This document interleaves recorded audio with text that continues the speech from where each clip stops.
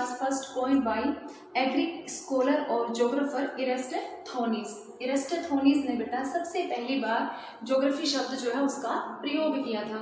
ठीक है, now we are taking the next concept physical geography and natural science कि भौतिक भूगोल जो है, ठीक है ना, उसका प्राकृतिक विज्ञान के साथ क्या संबंध है। ठीक है, थोड़ा पहले चलते हैं। अगर बेटे हम अर्लियर टाइम में अपने पुराने समय की बात करें तो हम देखेंगे उस वक्त ह्यूमन बींग्स कम्प्लीटली डिपेंड करता था नेचर पर, and even he respect the nature and give regards to the nature and worshipped the nature, कि वो प्रकृति की पूजा भी करता था, ठीक है ना, उसको सम्मान भी देता था। इवन उसने उसे संज्ञा भी दी किसकी, मदर नेचर की, because human being completely depend on nature and he human being convert themselves according to the nature. उसने अपने आप को प्रकृति के अनुसार बदला या चेंज किया, परिवर्तन किया। But with the passes of time when he understand the natural laws, जब उसने नियमों को समझना शुरू किया तो विकास होना शुरू हुआ, और with the help of the technology he tries to exploit the natural resources. उसने प्राकृतिक संसाधनों का दोहन करना, उनका शोषण करना शुरू कर दिया, और धीरे धीरे इतना चेंजेस किया कि उसने पहले वाली जो प्रकृति पर डिपेंड करता था उससे अब उसे लगने लगा कि वो उससे ज़्यादा पावरफुल है। पहले जो कॉन्सेप्ट था वो था नेचुरलाइजेशन ऑफ ह्यूमन, जिसमें वो कम्प्लीटली उसके ऊपर डिपेंड है, जिसे हम कहेंगे मानव का प्राकृतिकरण। और जो बेटा सेकंड कॉन्सेप्ट है उसमें ह्यूमन बींग को लगता था he can change the nature, can challenge to the nature, कि वो प्रकृति जो है, ठीक है ना, उसको चैलेंज कर सकता है, चुनौती दे सकता है और काफ़ी परिवर्तन ला सकता है। ठीक है, इसलिए इसे कहा जाएगा ह्यूमनाइजेशन ऑफ नेचर। ठीक है, अब हमें ये देखना है, ठीक है, कि यहाँ पर जो फिजिकल ज्योग्राफी का नेचुरल साइंस जो है उससे कैसे रिलेशनशिप है, कि सभी सब्जेक्ट्स या फिर कह लो सभी अपने अपनी जो ब्रांचेस या विज्ञान है वो कैसे इंटर रिलेटेड है, एक दूसरे से संबंधित है। तो भौतिक भूगोल की हम बात करते तो हमने इसमें किया था बेटा, फिजिकल एनवायरनमेंट लेते हैं, plateaus, plains, mountains, climate, everything. Earlier time में अगर हम देखें, ठीक है ना, तो हम इसका भी कॉन्सेप्ट देखेंगे। तो फिजिकल ज्योग्राफी के अंदर जो पहले थे वो बेटे आपके जो कॉन्सेप्ट थे जियोलॉजी, ठीक है, हाइड्रोलॉजी, पेडोलॉजी,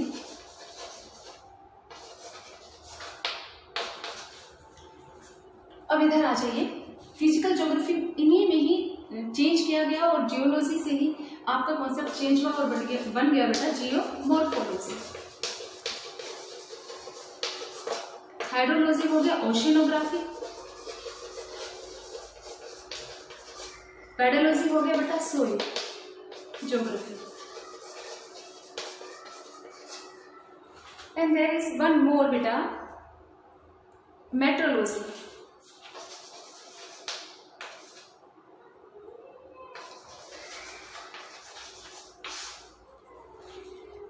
मेट्रोलॉजी है वो आपका हो जाएगा बेटा क्लाइमेटोलॉजी। देखिए these are inter related to each other, एक दूसरे से संबंधित हैं। जियोलॉजी हो गया आपका धरातल, उसमें चट्टानों का अध्ययन करना, और बेटा जियोमॉर्फोलॉजी पर्टिकुलर ब्रांच होगी ह्यूमन ज्योग्राफी की, ये नेचुरल साइंस की और ये ह्यूमन ज्योग्राफी की, ठीक है, जिसमें इसके ही कॉन्सेप्ट है उनकी स्टडी की जाती है। हाइड्रोलॉजी हो गया आपका क्या, जल विज्ञान, ठीक है ना, और ओशिनोग्राफी आपका किसका हो गया, महासागरीय या फिर ये सागर विज्ञान, ठीक है ना। पेडोलॉजी है ये आपकी क्या, मृदा या उसके टाइप या उसकी फर्टिलिटी, उन सब का अध्ययन करता है। सोइल ज्योग्राफी भी आपका वही है, मृदा का प्रकार, पर यहाँ हम उसको ज्योग्राफी के कॉन्सेप्ट में ले लेते हैं कि हमारे लिए कौन सी ज्यादा इंपॉर्टेंट है क्रॉप्स के लिए। मेट्रोलॉजी हो गया आपका जलवायु विज्ञान, ठीक है, और क्लाइमेटोलॉजी भी आपका वही जलवायु विज्ञान। तो ये क्या है, एक दूसरे से संबंधित है, मतलब नेचुरल साइंस के जो भी पार्ट्स है, जो भी ब्रांचेस हैं, ठीक है ना, all are included in the all are included in the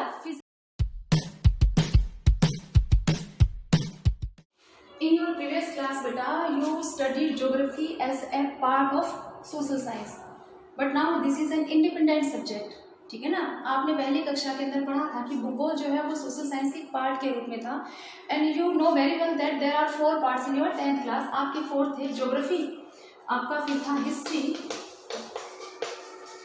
ठीक है, सॉरी बेटा, पॉलिटिकल साइंस, सिविक्स जिसे आप लेते हैं, एंड अनदर इकोनॉमिक्स, अर्थशास्त्र। ये 4 आप पार्ट पढ़ते थे, ठीक है। अब हमें ये देखना है कि हाउ दे आर रिलेटेड, या आपकी जो ये 3 है ये कैसे रिलेट या संबंधित है किससे? ज्योग्राफी से। देखिए फर्स्ट ऑफ ऑल इतिहास की हम बात करें तो ये आपका बेटा रिलेटेड या फिर संबंधित होता है किससे? समय से। हम ये कह सकते हैं कि डिस्क्रिप्शन, ठीक है ना, अकॉर्डिंग टू टाइम, ये अध्ययन या फिर वर्णन, डिस्क्रिप्शन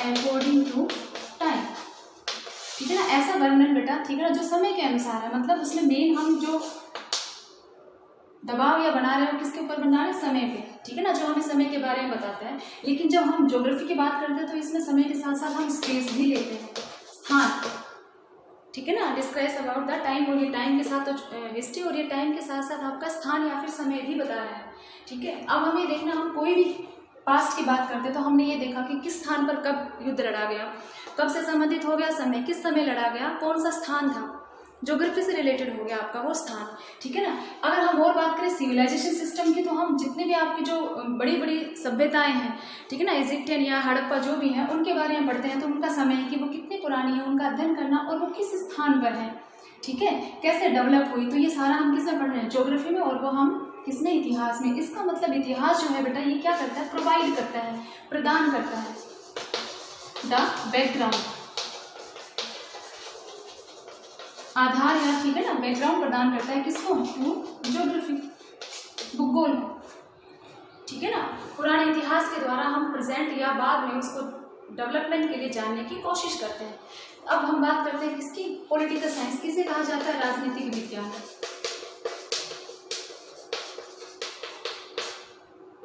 ठीक। राजनीतिक विज्ञान में देखो हम मोस्टली टेरिटरीज लेते हैं, ठीक है ना, आपके क्षेत्र, विभिन्न जो पॉलिटिकल आपकी जो बाउंड्रीज हैं तो उसमें बेटा आपकी क्या? टेरिटरीज या फिर आपके पीपल, वहां के लोग, ठीक है ना, सोवरेनिटी,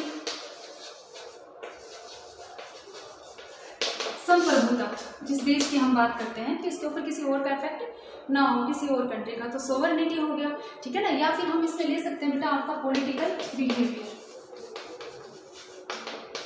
राजनीतिक व्यवहार, मतलब इसमें पॉलिटिकल रूल्स होते हैं।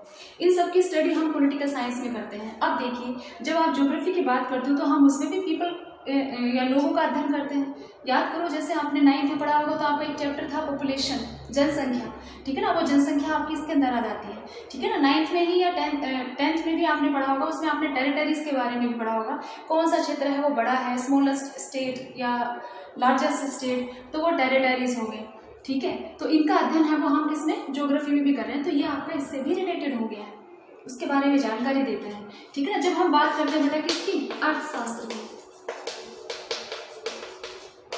ये हो गया आपका, सॉरी बेटे, इकोनॉमिक्स। अर्थशास्त्र मतलब सीधे आप बात करो इकोनॉमिक एक्टिविटीज से, तो ये क्या हो गया बेटा? आपकी इकोनॉमिक नीड्स हो गई, ठीक है। आर्थिक जो आवश्यकता है, आर्थिक आवश्यकताएं कौन सी? जो ह्यूमन बीइंग को सर्वाइवल के लिए चाहिए, रोटी, कपड़ा, मकान, ठीक है ना, कि हमें चाहिए कि उसको फूड भी चाहिए, उसको शेल्टर भी चाहिए और क्लॉथ भी चाहिए, तो वो सारी चीज़ें किससे? इकोनॉमिक नीड्स जो वो इकोनॉमिक एक्टिविटीज से पूरी होती हैं, उसको सर्वाइव करने के लिए या फिर उसके जीने के लिए। तो इनके साथ साथ हम इसमें ये भी देखते हैं कि ये सारे जो सोर्सेज हैं, ठीक है ना, नीड्स या सप्लाई के, उसमें हम बेटे प्रोडक्शन, उत्पादन, डिस्ट्रीब्यूशन, वितरण, कि हमने जो भी चीज़ उत्पादित की है, उत्पादन का मतलब प्राइमरी से ही नहीं होता बेटा, प्रोडक्शन आपका मैन्युफैक्चरिंग इंडस्ट्रीज में भी होता है, हमने पढ़ा था ना प्राइमरी सेकेंडरी, तो प्रोडक्शन उससे रिलेटेड भी, उत्पादन करना, फिर उसका वितरण, वितरण मतलब जो नीडी है उसको देना, या आप ये लिख सकते हो इसके साथ में एक्सचेंज, विनिमय, जिसके पास सरप्लस मटेरियल है, आवश्यकता से अधिक है, वो नीडी को दे देता है, और जो नीडी के पास सरप्लस है वो उसको दे देता है, मतलब हम विनिमय, एक्सचेंज कर लेते हैं, ठीक है। तो यहाँ पर क्या? विनिमय हो गया, उत्पादन हो गया बेटा, डिस्ट्रीब्यूशन हो गया, एक हो रहा है आपका कंजप्शन।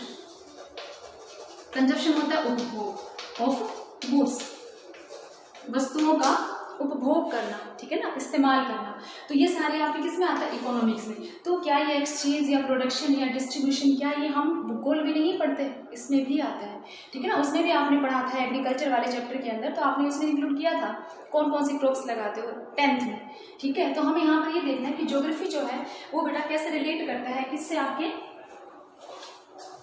सोशल कैसे इसका पार्ट है सोशल साइंस का। और अब हमें देखो बेटा, इसके अलावा जो हमने ये 4 पार्ट किए 10th के, इनके अलावा बेटा और भी हैं जब हम और ब्रॉड क्लासिफिकेशन करते हैं। जैसे आपका है पॉपुलेशन ज्योग्राफी, ठीक है ना, जनसंख्या भूगोल जिसे हम कहते हैं। तो वही पॉपुलेशन ज्योग्राफी जो है वो आगे जाकर आपका बन जाता है बेटा डेमोग्राफी। डेमोग्राफी हिंदी में लिखेंगे बेटा हम जनांकिकी, और पॉपुलेशन हो जाएगा जनसंख्या भूगोल। ऐसे ही हम सेकंड ले सकते हैं सोशल साइंस नहीं ले रहे हम, सोशल ज्योग्राफी, ठीक है ना, सामाजिक भूगोल। तो जब सामाजिक भूगोल यहाँ पर हम ज्योग्राफी जो ले रहे हैं, तो इस सामाजिक में इसी का एक पार्ट आगे बन जाता है आपका सोशियोलॉजी। हिंदी में हो जाएगा बेटा ये आपका समाज शास्त्र, ठीक है। फिर आगे और चलिए, इन 2 के अलावा एक और लेते हैं आपका थर्ड कल्चरल। हिंदी में होगा कल्चर का आपका सांस्कृतिक, और बेटा ये बन जाता है आपका एंथ्रोपोलॉजी, जो आपका कल्चर से संबंधित है, ठीक है ना, सांस्कृतिक विज्ञान।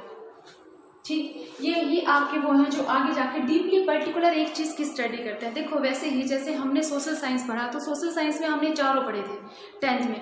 अब आप ये इंडिविजुअल पढ़ रहे हो, इकोनॉमिक्स अलग है बेटा, हिस्ट्री अलग है, पॉलिटिकल साइंस अलग है, और ज्योग्राफी अलग है। डीपली आगे जाते हो तो इस एक पार्ट में, मतलब ज्योग्राफी या पॉलिटिकल की बात करें तो उसके भी और पार्ट हो जाते हैं, जैसे ज्योग्राफी का जियोमॉर्फोलॉजी, क्लाइमेटोलॉजी, जियोलॉजी अलग अलग हो गए हैं, ठीक है। या आप किसी और सब्जेक्ट की बात करो, जैसे आप एग्जाम्पल लो साइंस का, तो साइंस में आप देखोगे तो देखो उसमें भी अलग अलग, आपका फिजिक्स अलग है, केमिस्ट्री अलग है, और बायो अलग है, ठीक है। ये कब तक 10th में आप एक साथ उसको साइंस में पढ़ रहे हो, पर when you coming in the 11th, ठीक है ना, जब उसमें आते हो तो आप उसे पर्टिकुलर अलग अलग सब्जेक्ट के रूप में, मतलब सेपरेट या इंडिविजुअल या पर्टिकुलर विषय के रूप में, सब्जेक्ट के रूप में पढ़ते हो। तो वही बात यहाँ पर है कि यही आपके जो है, ठीक है ना, अगर हम इनकी और डीपली स्टडी करते हैं तो ये इन्हीं के ही आगे पास है।